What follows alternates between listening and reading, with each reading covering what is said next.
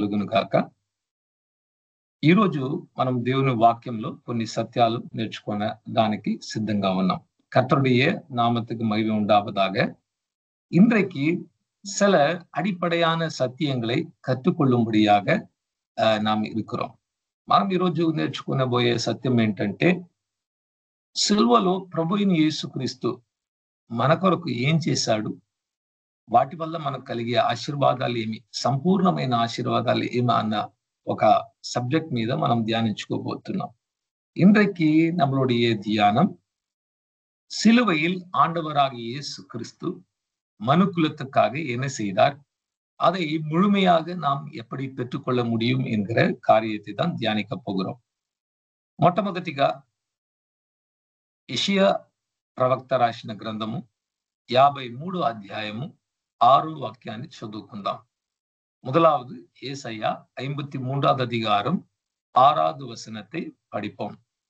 మనమందరము గొర్రెల వలె త్రోవ తప్పి పోతిమి, మనలో ప్రతివాడును తనకిష్టమైన త్రోవకు తొలిగెను, యెహోవా మన ఎందరి దోషమును అతని మీద మోపెను అని రాయబడింది. தமிழில் இப்படி சொல்லப்பட்டிருக்குது, நம்ம எல்லோரும் ஆடுகளை போல வழி தப்பி திரிந்து அவன் தான் வழியிலே போனான். கர்த்தரோ நம்ம எல்லோருடைய அக்கிரமத்தையும் அவர் மேல విழ பண்ணினார் என்று తమిళ్లో எழுதப்பட்டிருக்கு. చూడండి, ఈ ప్రపంచంలో పుట్టిన ప్రతి ఒక్కరు కూడా వాళ్ళ మనసుకు ఏది తచ్చిందో, ఏది ఎలా మంచిగా అనిపించిందో అలా బ్రతికి దేవుని మార్గాన్ని ప్రతి ఒక్కరు విడిచిపెట్టారన్న వాస్తవమైన సత్యాన్ని మనకు బైబిల్ గ్రంథము మరింత ఎక్కువగా బోధిస్తుంది. வேதவசனம் சொல்கிறது, எல்லோரும் அவனவன் தன்னுடைய சொந்த வழிகளுக்கு தான் పోనార్గల్ என்று వచనం சொல்கிறது. రోమిల్ రాసిన పత్రిక 3వ అధ్యాయము 23వ వాక్యంలో కూడా ప్రతి ఒక్కరూ పాపం చేసి దేవుని విడిచిపెట్టి దేవుని మహిమను కోల్పోయారు అని కూడా రాయబడి ఉంది. ரோமர் 3వ அதிகாரம் 23வது வசனத்தில் எல்லோரும் பாவம் செய்து தேவனுடைய மகிமையை இழந்தார்கள் என்று இருக்கிறது.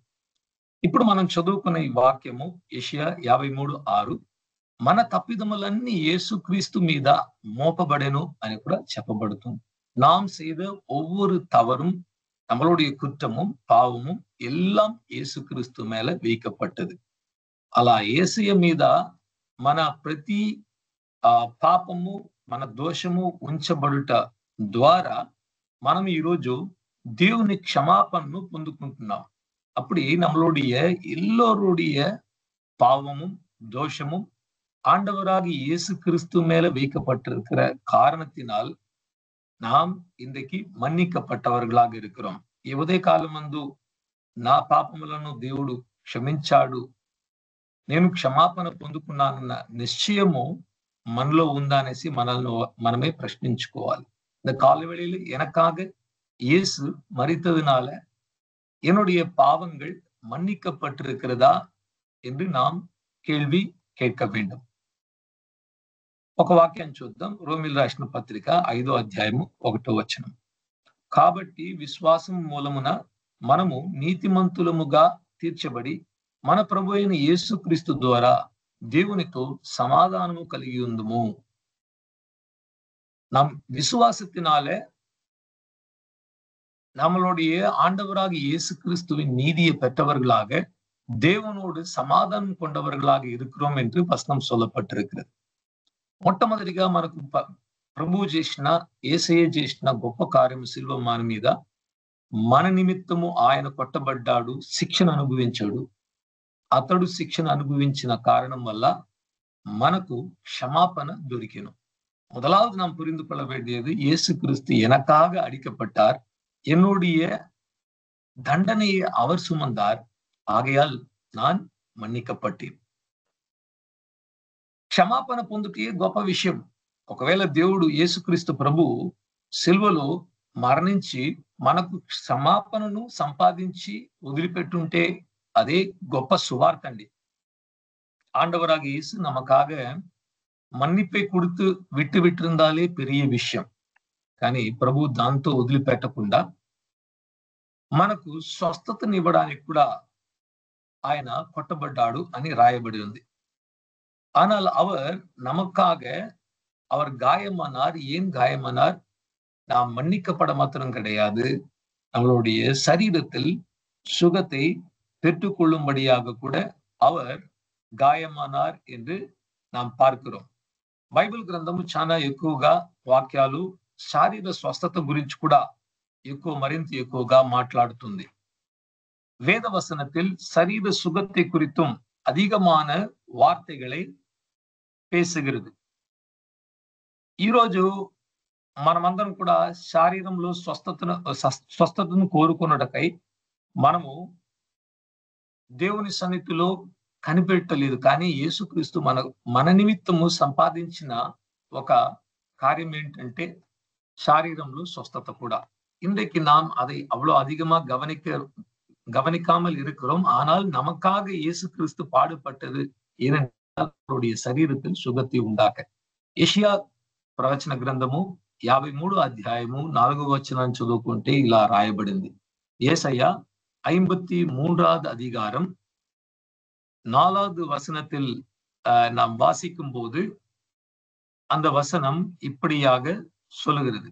యెషయా 53:4 నిశ్చయముగా అతడు మన రోగములను భరించెను, మన వ్యసనములను వహించెను, అయినను మొత్తబడిన వానిగాను, దేవుని వలన బాధింపబడిన వానిగాను, శ్రమనొందిన వానిగాను మనం అతని ఎంచితిమి. உண்மையாகவே ஆண்டவர் அவருடைய சரீரத்தில் நம்மளுடைய வேதனையும் நம்மளுடைய வியாதியும் சுமந்தார். ஆனால் நாமோ அவரை பார்த்து தேவனால் அடிக்கப்பட்டவராக, தேவனால దండిக்கப்பட்டவரை போல பார்க்கிறோம் என்று சொல்லுகிறது. సో గమనించాల్సిన విషయము, యేసుక్రీస్తు ప్రభు నా కొరకు సిలువలో పొందిన గాయముల చేత స్వస్థతను ఇస్తున్నాడు అన్న విషయాన్ని మనం గమనించాలి. యేసుక్రీస్తు எனக்காக சிலுவையில் மரித்ததினால நான் சுகத்தை பெற்றுக்கொள்கிறேன் என்று విశ్వాసిக்க வேண்டும். కొత్త నిబంధనలో 1 పేతురు 2వ అధ్యాయము 24వ వాక్యంలో ఈ ప్రవచనంలో రాయబడిన వాక్యాలు ఎలా నెరవేరింది అని కూడా చెప్పబడుతున్నది. 1 పేతురు 2వ அதிகாரம் 24வது வசனத்தில் ஏசாயா தீர்க்கதரிசி எழுதின அந்த தீர்க்க தரிசனம் எப்படி నెరవేరినది என்று சொல்லுகிறது. 1 పేతురు 2:24 మనము పాపుల విషయమై చనిపోయి నీతి విషయమై జీవించినట్లు ఆయన తానే తన శరీరమందు మన పాపములను ప్రాణం మీద మోసుకొనెను, ఆయన పొందిన గాయముల చేత మీరు స్వస్థత நொந்திతిரி. நம்மளுடைய பாவத்தின் நிமித்தமாக அவர் மரித்தார், நீதியை நாம் பெற்றுக்கொள்ளும்படியாக, ஜீவனை பெற்றுக்கொள்ளும்படியாக அவர் அவருடைய சரீரத்தில் கொண்ட காயங்களால நாம் సుఖమடைந்திருக்கிறோம். బాగా గమనించాల్సిన ఒక కార్యం ఇక్కడ బైబిల్ వచ్చి స్వస్థతను పొందుకోబోతున్నాము అని చెప్పడం లేదు, స్వస్థతను పొందుకున్నాము అని చెప్తున్నది. இப்பொழுது வேதம் சொல்லுகிற காரியம் நாம் சுகத்தை பெறப்போகிறோம் என்று சொல்லவில்லை, సుగத்தை పెట్టుకొండోం என்று சொல்லுகிறது. దాని అర్థము 2000 సంవత్సరాల క్రిందట యేసుక్రీస్తు ప్రభు మరణించిన ఆ దినమందే మనకు స్వస్థతను ఇచ్చేశాడు. యేసయ్య మరణించిన ఆ దినమందే మన పాపములు కడుగబడ్డాయి. 2000 வருஷத்துக்கு முன்பாக ஆண்டவராக இயேசு கிறிஸ்து மரித்த அந்த நாளிலே நம்மளுடைய எல்லா பாவங்கள், பிறந்த நாள்ல இருந்து கடைசி நாள் வரைக்கும் செய்த பாவங்கள் எல்லாம் மன்னிக்கப்பட்டது. நம்மளுடைய சரீரத்துல வரக்கூடிய எந்த ஒரு வியாதியும் சுகப்படுத்தக்கூடிய వల్లమై సుఖపడితే విట్టేన్ என்று కర్తర్ சொல்லுகிறார். కానీ ప్రభు అంత గొప్ప కార్యాన్ని చేస్తుంటే కూడా ఈ రోజు క్రైస్తవులైన మనము అనుభవించలేకపోతున్నాం. ఎందుకో తెలుసా? విశ్వసించకుండా పోవటం వలన. இன்றைக்கு அவ்வளவு பெரிய காரியத்தையும் தேவன் செய்திருந்தாலும் நாம் இன்றைக்கு அனுபவிக்காமல் இருக்கிறோம் இந்த ఆశీర్వాదங்களை. కారణం అవిశ్వాసం. హిబ్రూ రాసిన పత్రిక 3వ అధ్యాయాన్ని పూర్తిగా మీరు చదువుకున్నప్పుడు ఎలా ఇజ్రాయేలు ప్రజలు అరణ్యంలో నశించిపోయారంటే దేవుని వాగ్దానాలని అనుమానించి అవిశ్వసించటం వలన వారు కనాన్ను స్వతంత్రించుకోలేకపోయారని కూడా దేవుని వాక్యం చాలా స్పష్టంగా మనకు తెలియజేస్తున్నది. எபிரேயர் 3వ அதிகாரத்தை முழுமை நீங்க வாசித்து பார்க்கும்போது இஸ்ரவேல் ஜனங்கள் வனாந்தரத்தில் நடக்கும்போது அவர்கள் தேவனுடைய வாக்குத்தத்தங்களை சுதந்திரித்துக் கொள்ள முடியாமல், கானானுக்குள்ள பிரவேசிக்க முடியாமல் போனதுக்கு காரணம் அவர்களுடைய விசுவாச குறைவு அவர்களுடைய சந்தேகமே என்று சொல்லுகிறது. ఈరోజు మనమందరం ఎలా ఉన్నామంటే శారీరదారులు అయిన వ్యక్తులుగా ఉన్నామా, ఆత్మీయమైన వ్యక్తులుగా ఉన్నామని మనం గమనించాలి. మనం మనల్ని ప్రశ్నించుకోవాలి. இன்றைக்கு நம்மை நாம் கேள்வி கேட்க வேண்டியது, நான் శరీరத்துக்குரிய మనిదనా, ఆవిக்குரிய మనిదనా? ఈ పదాన్ని మీరు వింటాడు. శారీరంలో నడిచేవారు, ఆత్మీయంగా నడిచేవారు అని ఈ ఫ్రేజ్ మీరు వింటారు. நீங்க எல்லாம் கேட்டிருப்பீங்க. இவங்க ఆవిக்குரிய మనిదர்கள், ఇవర్గల్ శరీరத்துக்குரிய మనిదர்கள். ఎక్కువ మనం ఎలా అర్థం చేసుకుంటామంటే, శారీరంలో నడుచుకునే మనుషులంటే పాపం చేసే వాళ్ళు అనుకుంటాం. ఆత్మలో నడుచుకునే వాళ్ళంటే పరిశుద్ధంగా ఉన్న వాళ్ళు అనుకుంటాం. కానీ పూర్తి అర్థం అలా కాదండి. நாம் நினைப்போம் சரீரத்துக்குரியவர்கள் என்றால் பாவம் செய்கிறவர்கள், ஆவிக்குரியவர்கள் என்றால் பரிசுத்தவான்கள். அப்படி கிடையாது. அதனுடைய అర్థం పూర్ణமான విளக்கம் అది கிடையாது. నిజమైన అర్థం ఏంటంటే, శారీరంతో నడుచుకుంటున్నాం, లేకపోతే దారిగా మనం నడుచుకుంటున్నాము, శారీర ఆలోచనతో నడుచుకుంటున్నామంటే, మనము చూసే వాటిని, వినే వాటిని, మాట్లాడే వాటిని, స్పర్శించే దాన్ని నమ్మి దాని మీద నమ్మకం ఉంచుతుందే మనము శరీరంలో నడుచుకునే వారుగా మారిపోతాం.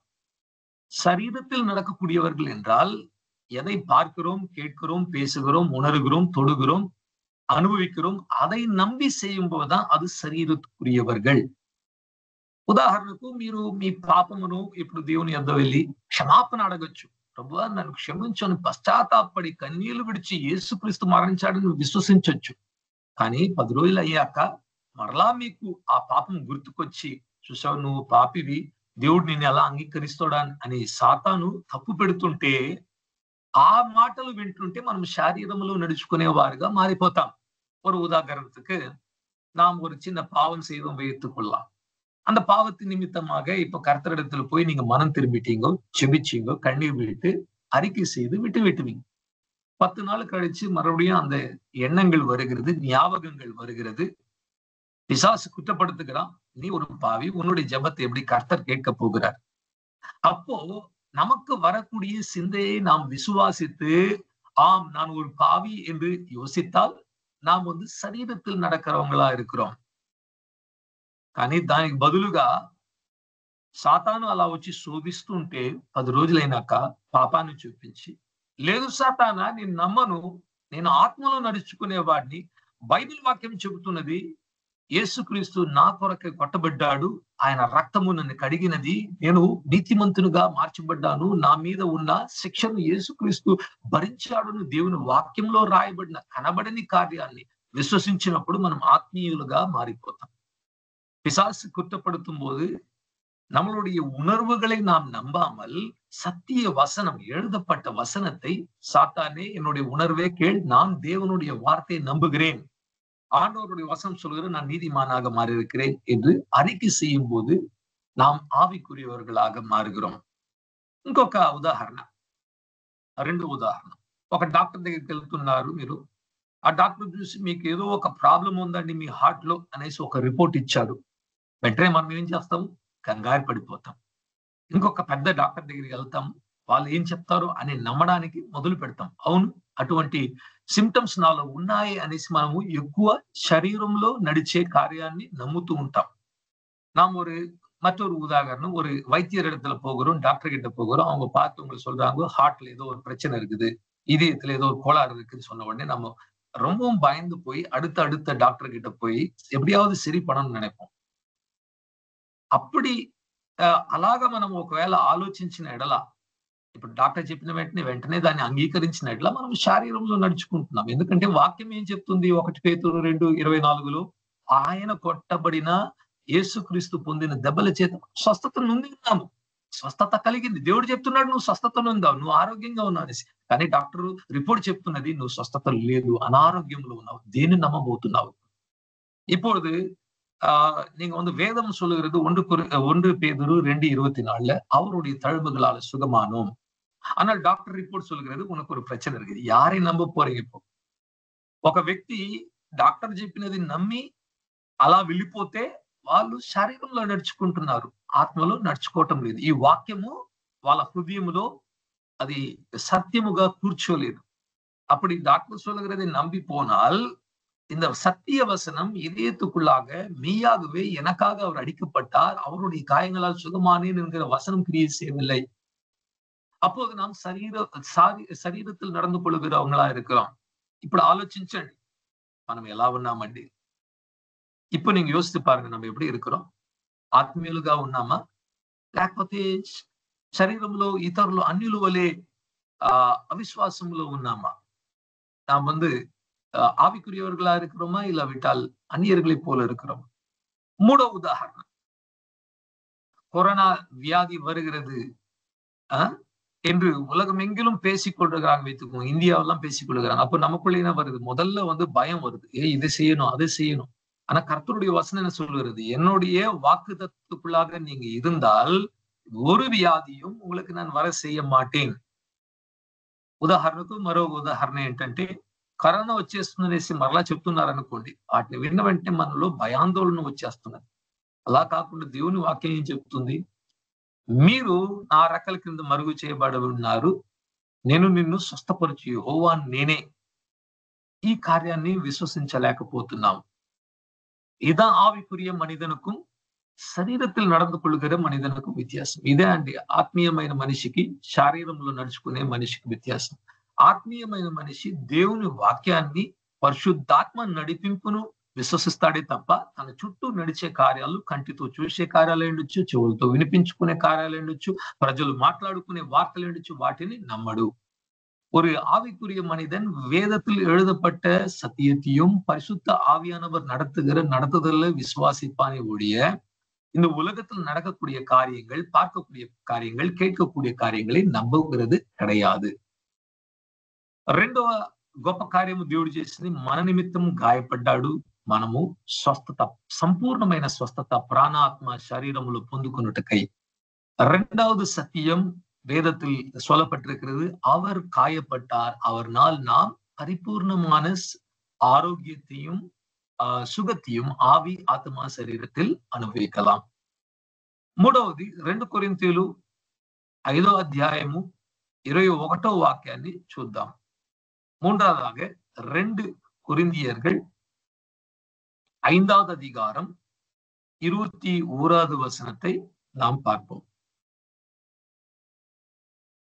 ఎందుకనగా మనమాయన యందు దేవుని నీతి అగునట్లు పాపం ఎరుగని ఆయనను మన కోసము పాపముగా చేసెను. ஏனெனில் ஒரு பாவம் அறியாத அவர் நமக்காக பாவமாக மாற்றப்பட்டார். அவர் பாவமாக மாற்றப்பட்டது కారణத்தினால దేవునుడి నీతిயை நாம் పెట్టుకొంటాం. బైబిల్ చాలా స్పష్టంగా చెప్తుంది, మనం నీతిమంతులుగా మార్చబడ్డ ఈ రోజు మన సొంత క్రియలతో అసాధ్యమండి. இன்றைக்கு நாம் நீதிமான்களாக நம்மை நாம் సొంత బలத்தில் మార్చుకొల్ల முடியவே முடியாது. నేను పలుమార్లు చెప్తాను, దేవుడు నాకు 1000 జన్మలు ఇచ్చిన నా సొంత బలముతో పాపాన్ని జయించి నీతిమంతుడుగా మారలేను. అది అసాధ్యము. అలా సాధ్యమై ఉంటే దేవుడు తన సొంత కుమారుడిని ప్రపంచంలోకి పంపించాల్సిన అవసరం లేదు. ప్రతి ఒక్కరూ వాళ్ళ వాళ్ళ సొంత శక్తితో మంచి వ్యక్తులుగా జీవించి పరలోకానికి వెళ్ళిండొచ్చు. 1000 முறை இந்த உலகத்துல தேவன் என்னை பிறக்க வைத்தாலும் என்னால நீதியாக வாழ முடியாது, என்னால பரிசுத்தம் அடைய முடியாது. ஒருவேளை ஒரு மனிதன் தன்னுடைய சொந்த கிரியைகளால பரிசுத்தம் அடைய முடியும் என்று இருந்தால் தேவன் தன்னுடைய குமாரனை அனுப்பியிருக்க வேண்டிய அவசியமே இல்லை. எல்லோரும் அப்படியே రక్షించబட்டிருக்கலாம். పాత నిబంధన కాలంలో దేవుడు ఆజ్ఞలు ఇచ్చాడు. ఆజ్ఞల ద్వారా ఎవరు కూడా రక్షణ పొందలేదు, నీతిమంతులుగా మార్చబడలేదు. కట్టளைகள்னால ஒருவரும் நீதிமானாக மாற்றப்படவில்லை. సో మూడో సత్యము, యేసుక్రీస్తు శిలువలో నా నిమిత్తము పాపమాయను. నేను ఆయన విశ్వసించడం ద్వారా ఆ దేవుని నీతిని దేవుని ముందు నీతిమంతునిగా, నీతిమంతుడంటే పాపము చేయని ఒక వ్యక్తిలాగా దేవుడు నన్ను చూసినప్పుడు ఎలా చూస్తున్నాడంటే, ఏ ఒక్క పాపము చేయని పరిశుద్ధునిలాగా దేవుని కంట్లో యేసుక్రీస్తు ద్వారా నేను కనబడుతున్నాను. అందుకే నా ప్రార్థనలు అంగీకరిస్తున్నాడు. இந்த மூன்றாவது சத்தியம், இயேசு கிறிஸ்து எனக்காக பாவமாக்கப்பட்டார், அதை விசுவாசிக்கிறதுனால் நான் நீதிமானாக மாற்றப்பட்டிருக்கிறேன். நீதிமான் என்றால் தேவனுடைய பார்வையில குற்றம் செய்யாதவன், ஒரு குறை இல்லாதவனையாக கர்த்தர் நம்மை இன்றைக்கு மாற்றி இருக்கிறார். నాలుగో సత్యం, రోమీలు రాసిన పత్రిక 6:23. రోమర్ 6 23వ వచనం. రోమియోలకు రాసిన పత్రిక 6 వాక్యాన్ని చదువుకుందాం. ఏలయనగా పాపం వలన వచ్చు జీతము మరణము, అయితే దేవుని కృపావరము మన ప్రభువైన యేసుక్రీస్తునందు నిత్య జీవము. பாவத்தின் சம்பளம் மரணம், ஆனால் நம்மளுடைய ஆண்டவராக இயேசு கிறிஸ்துவின் கிருபையின் வரம் என்னவென்றால் நித்திய ஜீவனை நமக்கு அருளியிருக்கிறார். యేసు క్రీస్తు మన పాపము నిమిత్తము, పాపం వల్ల వచ్చే ఆ మరణాన్ని శిలువలో ఆయన మరణించాడు.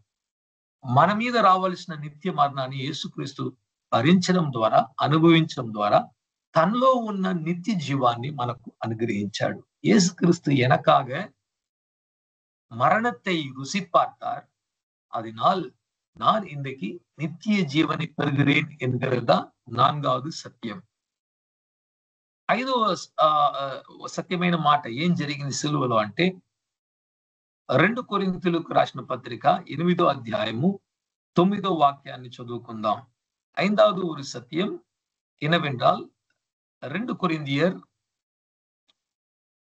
5வது அதிகாரம் 2 కొరింథీయర్ 5வது அதிகாரம் 2 కొరింథీయర్ 8வது அதிகாరం 9వ వచనం. 2 కొరింథీయులు 8:9వ వాక్యం. మీరు మన ప్రభువైన యేసుక్రీస్తు కృపను ఎరుగుదురు గదా, ఆయన ధనవంతుడై యుండియు మీరు తన దారిద్ర్యము వలన ధనవంతులుగా కావాలనని మీ నిమిత్తము దారిద్రుడాయను. வசனம் சொல்லுகிறது, ஆண்டவராக இயேசு கிறிஸ்து அவர் ஐஸ்வர்ய சம்பன்னராக இருந்தும் உங்கள் நிமித்தமாக அவர் ஏழ்மையை அனுபவித்தார். அவர் ஏழ்மையை அனுபவித்ததுனால நீங்கள் ఆశీర్వాదத்தையும் ఐశ్వర్యத்தையும் పెట్టుకొள்ளலாம்.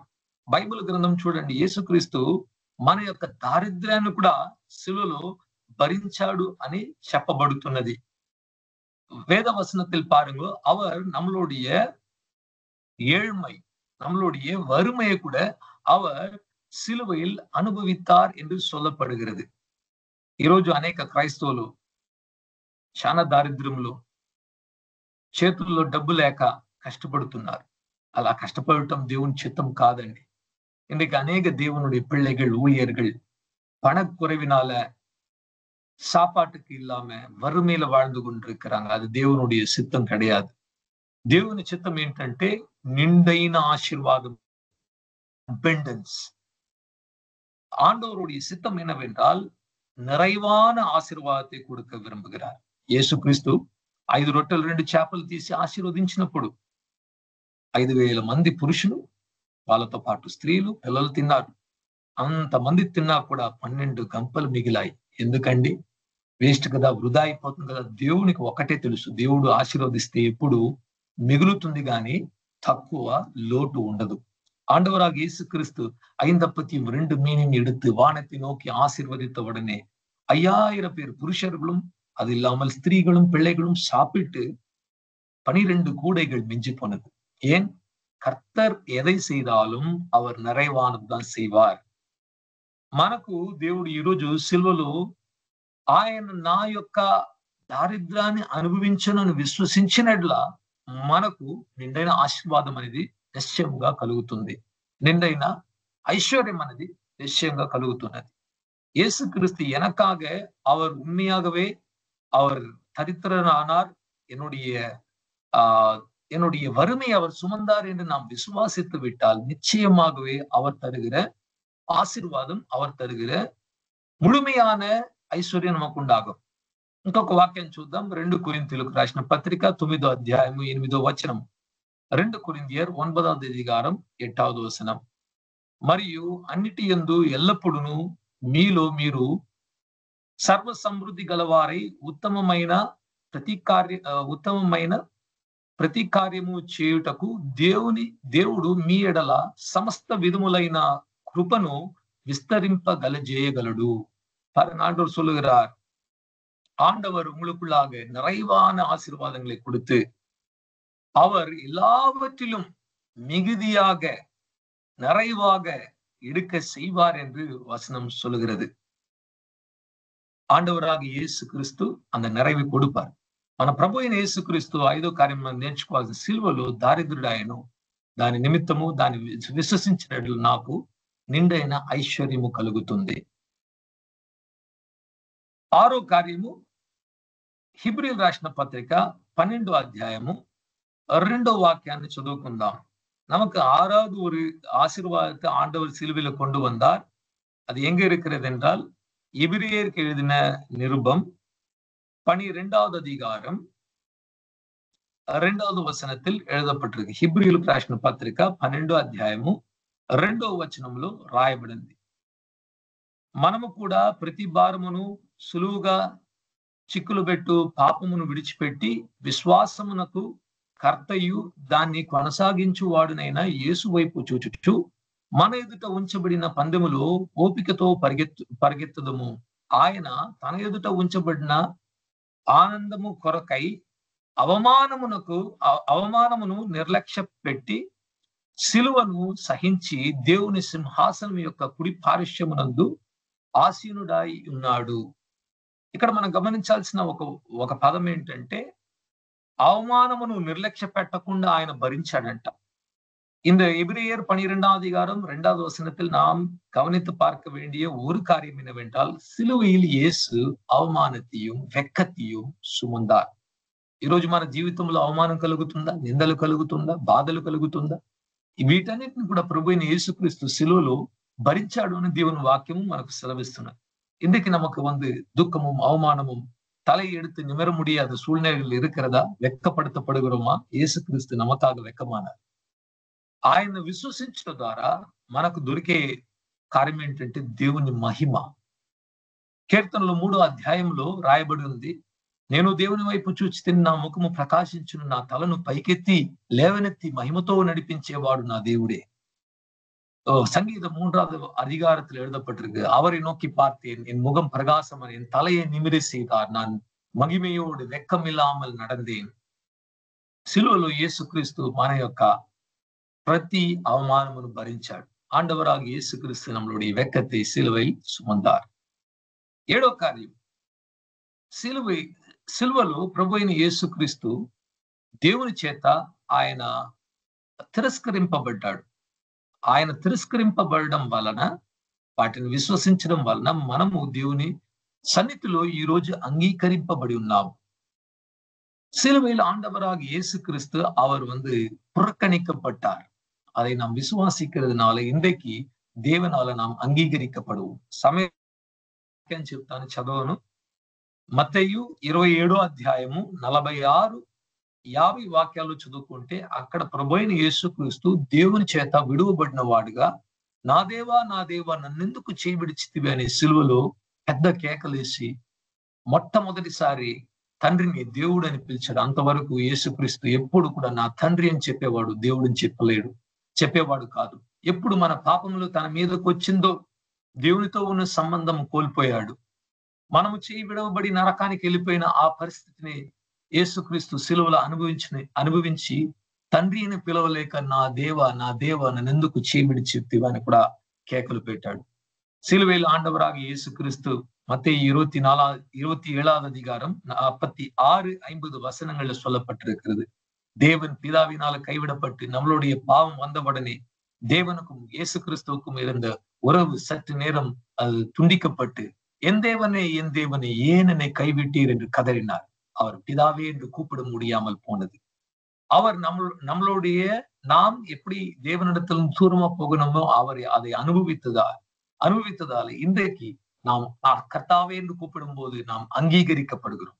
యేసు క్రీస్తు ప్రభు దేవుని చేత తిరస్కరింపబడిన కారణం బట్టి మనం తిరస్కరింపబడాల్సింది. ఆయన ఆ తిరస్కరణను పొందుకున్నాడు.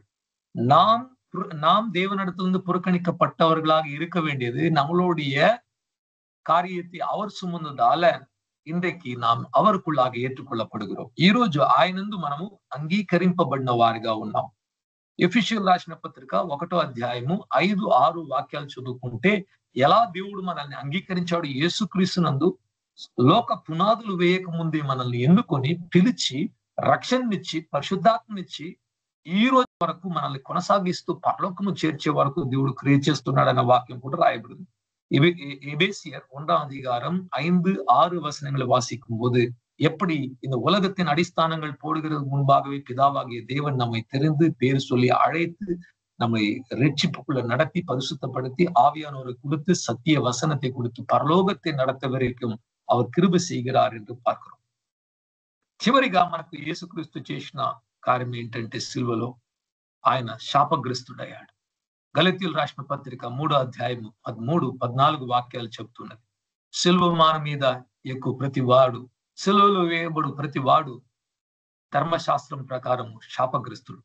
கடைசியாக ஆண்டவராக இயேசு கிறிஸ்து நமக்காக சாபமானார். கலாத்தியர் 3:13-14 சொல்கிறது, சிலுவையின் மேல் அறையப்படுகிறவர்கள், சிலுவையின் மேல் போடப்படுகிறவர்கள் நியாய பிரமாணத்தின்படி அவர்கள் சபிக்கப்பட்டவர்கள். இயேசு கிறிஸ்து నా నిమిత్తం, మీ నిమిత్తం, మన నిమిత్తం శాపగ్రస్తుడయ్యాడు. ஆண்டவராக இயேசு கிறிஸ்து என்னால உங்களால நம்ம எல்லோருடைய சாபத்தினால் அவர் சாபமானார். ఆయన శాపగ్రస్తుడుగా మారును గనుక మనము ఈరోజు యేసు ప్రభువును విశ్వసించడం ద్వారా అబ్రహాముకు కలిగిన ఆశీర్వాదాలు మనకు కూడా, అన్యులైన మనకు, దేవునికి దూరస్తులైన ఉన్న మనకు కూడా కలుగుతున్నది అని దేవుని వాక్యంలో చెప్పబడినది. ஆண்டவருடைய வசனம் சொல்கிறது, அவர் சாபமானதுனால அதை விசுவாசித்த உடனே அவருடைய நம்மளுடைய சாபம் அவர் மேல வைக்கப்பட்டது. அவருடைய ஆசீர்வாதம், ஆபிரகாமின் ஆசீర్వాదంలో நாம் పొందు பெற దేవుని కృప செய்வார். ఈ రోజు మనం నేర్చుకున్న కార్యాన్ని ఒకసారి చూద్దాం. మొట్టమొదటిగా యేసుక్రీస్తు మన నిమిత్తమై ఆయన మన శిక్షను భరించాడు, మన క్షమాపణ నొందుకున్నాం.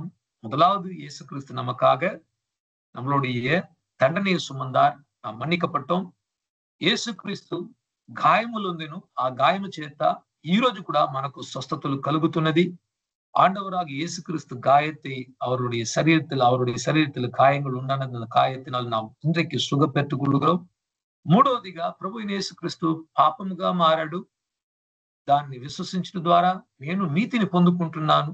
மூன்றாவது இயேசு எனக்காக பாவமானார், அதை விசுவாசிக்கிறதால நான் நீதிமானாக மாற்றப்பட்டேன். నాలుగవది యేసుక్రీస్తు నిత్య మరణాన్ని సిలువలో ఆయన రుచి చూచెను, ఆయన ద్వారా నేను நித்திய ஜீவாన్ని పొందుకుంటున్నాను. ஆண்டவராக இயேசு நமக்காக மரணத்தை அனுபவித்தார், அதை விசுவாசிக்கிறதுனால நமக்கு நித்திய జీవన్ உண்டாகிறது. அது నెక్స్ట్ వచ్చి యేసుక్రీస్తు మన యొక్క దారిద్ర్యాన్ని అనుభవించాడు.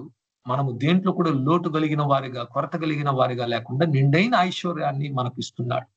ஆண்டவராக இயேசு கிறிஸ்து அவர் ஏழ்மையை சுமந்தார், நாம் ஏழ்மையில் வாழ வேண்டிய அவசியம் இல்லை, நமக்கு நிறைவான ఐశ్వర్యத்தை దేవుని கொடுக்கிறார். ప్రభు అయిన యేసుక్రీస్తు ఆయన అవమానాన్ని భరించాడు, దేవుని మహిమను మనకు అందించాడు. ஆண்டவராக இயேசு கிறிஸ்து அவர் வெக்கப்பட்டு அவருடைய வெக்கத்தினால் நமக்கு మగిమే, దేవ మగిమే கொடுத்தார். యేసు క్రీస్తు ప్రభు దేవుని చేత, మనుషుల చేత తృణీకరింపబడిన వారిగా, తిరస్కరింపబడిన వారిగా మారిన ఆ కారణమును బట్టి ఈ రోజు మీరు నేను దేవుని వద్దకు వెళ్ళినప్పుడు దేవుడు మనల్ని అంగీకరించటము అనే కార్యం కూడా జరుగుతున్నది. ஆண்டவராக இயேசு கிறிஸ்து மனிதர்களாலையும் தேவனாலையும் அவர் புறக்கணிக்கப்பட்டதுனால இன்றைக்கு நாம் தேவனுடைய சந்நிதியில் போகும்போது நம்மளுடைய ஜெபங்கள் புறக்கணிக்கப்படாமல் అంగీకరింపబడుகிறது. చివరిగా యేసుక్రీస్తు శాపగ్రస్తుడయ్యాడు. ఆ శాపం, నా యేసుక్రీస్తు నా శాపాన్ని భరించాడు విశ్వసించడం ద్వారా అబ్రహాము ఆశీర్వాదాలని మనము పొందుకుంటున్నాం. கடைசியாக ஆண்டவராக இயேசு கிறிஸ்து எனக்காக சாபமானார். அவர் சாபமானதுனால இன்றைக்கு நான் ஆபிரகாமின் ఆశీర్వాదங்களை పెరుగుகிறேன் என்று சொல்லும். ఇవన్నీ ఎప్పుడు జరిగిందండి? ఈ రోజు రేపు జరగబోయే కార్యం కాదు, 2000 సంవత్సరముల క్రితమే జరిగిపోయింది. దేవుడి చేశాడు. మనకు కావాల్సిన ప్రతి ఒక్కటిని దేవుడిచ్చాడు. ఆత్మీయంగా, శారీరకంగా, మానసికంగా, ఆర్థికంగా, ప్రతి రంగంలో కూడా మనము విజయాన్ని పొందుటకు ఆశీర్వాదాన్ని, మార్గాన్ని యేసుక్రీస్తు సిలువలో మనకు దారి చూపించాడు. இன்றைக்கு நாம் எல்லா விதத்திலும் ஆசீர்வதிக்கப்பட்டவர்களாக, நிறைவானவர்களாக ஆவி ஆத்மா சரீரத்திலும் பண விஷயத்திலும் சரீர சுகத்திலும் இருக்கும்படியாக ஆண்டவராக இயேசு கிறிஸ்து 2000 வருஷத்துக்கு మున్பாக செய்து విட்டாరు. కానీ మనకు దేవుడిచ్చిన ఈ శిల్వ ఆశీర్వాదాన్ని పొందుకోకపోవటము, మొట్టమొదటిగా ఇంత ఆశీర్వాదం ఉందని మనకు తెలియదు. இந்த ஆசீர்வாதங்களை நாம் பெறாம இருக்கிற காரணம், இன்னும் ஆசீர்வாதாలు ఉన్నాయని, இவ்வளவு ఆశీర్వాదங்கள் இருக்கிறது என்று நமக்கு తెలియகிறదే கிடையாது. మనం సువార్తను విన్నప్పుడు మనకు సువార్తను చెప్పే వాళ్ళు ఎలా చెప్పారంటే, యేసుక్రీస్తు ఎందుకు చనిపోయాడు, నీ పాపాన్ని భరించి నేను పరలోకం తీసుకెళ్ళపోయడానికే చనిపోయాడు తప్ప వేరే దేనికి కాదు అని కూడా సువార్తను ప్రకటించారు. కానీ ప్రాముఖ్యమైనది రక్షణే, లేదని చెప్పడం లేదు. చాలా ఇంపార్టెంట్, చాలా ముఖ్యము. ఈ ప్రపంచంలో, ఈ లోకంలో మనం జీవిస్తున్నప్పుడు రక్షణ అనేది చాలా ఇంపార్టెంట్. ఎందుకంటే అది నిరంతరం మన జీవితం ఎలా ఉంటుందని కూడా నిర్ధారిస్తుంది. நமக்கு சுவிசேஷம் சொன்னவர்கள் சொன்னார்கள், இயேசு கிறிஸ்து உங்களுக்காக சிலுவையில் செய்தது, அவர் உங்களுடைய பாவத்தை சுமந்து பரலோகத்துக்கு அனுப்பதான் கிரியை செய்தார். அது உண்மைதான். பரலோகத்துக்கு போகிறது தான் ரொம்ப பெரிய விஷயம், இல்லை என்று మరుக்கிறదే கிடையாது. కానీ నిండు సువార్త అది కాదండి. సంపూర్ణ సువార్త యేసుక్రీస్తు పరలోకానికి తీసుకెళ్ళడానికి మాత్రం రాలేదు. అది చివరిగా జరిగే ఒక సంఘటన. நம்மை ஆண்டவர் பரலோகத்துக்கு கொண்டு போகிறது தான் முழுமையான ஆசீர்வாதம் సిలువైల கிடையாது. అది కడైసిలో நடக்கக்கூடிய కార్యం. యేసుక్రీస్తు ఈ ప్రపంచంలో మనం పరిశుద్ధంగా జీవించడానికి అందుకే మనల్ని ఉంచాడు ఇక్కడ. మనం వెలుగులాగా ఉండి ఇతరులకు వెలుగును పంచిపెట్టే వాళ్ళగా ఉండాలి. ஆண்டவராக இயேசு கிறிஸ்து மரித்தது காரணம், நாம் இந்த உலகத்தில் పరిశుద్ధవాன்களாக வெளிச்சம் கொடுக்கிறவர்களாக இருக்க வேண்டும். మనకు కలిగే శ్రమలు శరీరంలో స్వస్థతనిచ్చాడు, శరీర సుగத்தை கொடுத்தார். ధన కష్టం నుంచి విడుదలను యేసుక్రీస్తు ఇచ్చాడు సిలువ మీద. பண கஷ்டத்திலிருந்து விடுதலையை கொடுத்தார். அவர் நமக்காக தரித்திரராகிறார். మనము దేవుని యొద్దకు వెళ్ళినప్పుడు అంగీకరింపబడేవారుగా, మన ప్రార్థనను దేవుడు అంగీకరించి ఉత్తరమిచ్చేవారుగా మనము అలా ఉండాలని యేసుక్రీస్తు సిలువలో మరణించాడు. நாம் தேவனிடத்துல போய் ஜெபிக்கும் போது நம்மளுடைய ஜெபங்கள் கேட்கப்பட்டு நாம் தேவனால் అంగీకరింపబడ வேண்டும் என்று యేసు క్రీస్తు మరితారు. మనము శాపములు జీవించాల్సిన దేవుని చిత్తము కాదు. కుటుంబంలో ఉన్న శాపములు, పితరుల వల్ల వచ్చే తరతరాలుగా వచ్చే శాపము నుంచి కూడా ఒక విముక్తినివ్వడానికి యేసుక్రీస్తు వచ్చాడు. நம்மளுடைய குடும்பங்களிலும் ஒவ்வொரு ஜெனரேஷன்ல இருக்கக்கூடிய தலைமுறைகளில் இருக்கக்கூடிய శాపத்தை మురిక வந்தார். మీరు కొన్ని కుటుంబాలు చూస్తే కొన్ని వ్యాధులు ఉంటాయి, అది తరతరాలు వస్తూ ఉంటుంది. ఎవరికో క్యాన్సర్ ఉంటే ఆ కుటుంబంలో ఉన్న వారికి అందరూ కూడా క్యాన్సర్ వస్తుంటుంది. నాన్నకు షుగర్ ఉంటే మీకు కూడా షుగర్ వస్తుందని ఎలా చెప్తారు? అది కుటుంబ శాపము. ఆ తండ్రికి కలిగింది కుమారుని కలిగింది వాళ్ళ కుమారులకు, అలాగే తరతరాలుగా వచ్చే శాపం. ఈ శాపాన్ని కూడా ఆ సంఖ్యలను తగ్గించడానికి యేసుక్రీస్తు వచ్చాడు. குடும்பத்துல பாத்தீங்கன்னா ஒருவருக்கு ஒரு வியாதி இருந்தால் அந்த குடும்பத்துல பிறக்கிற எல்லோருக்கும் அந்த வியாதி வரக்கூடும் என்று இன்றைக்கு సైన్స్ சொல்லுகிறது. அது ஒரு శాపం. அந்த శాపத்தை మురికిరారు. కొన్ని కుటుంబాల్లో చూసినప్పుడు వివాహం వచ్చి చేసుకున్నా నిలబడదు, డివర్స్ లో వెళ్ళిపోతూ ఉంటుంది. తరచు ఎక్కువ హిస్టరీ ఉంటుంది. అలా ఉంటే ఆ కుటుంబంలో ఒక శాపం ఉంది. వివాహము చేసుకున్న వాళ్ళు సంతోషంగా వదలక ఒక శాపము వెంటాడుతుంది. சில குடும்பங்களை பாத்தீங்கன்னா திருமணம் செய்து கொண்டவங்களுடைய திருமணம் ஒன்றாக இருக்காது, உடைக்கப்படும்.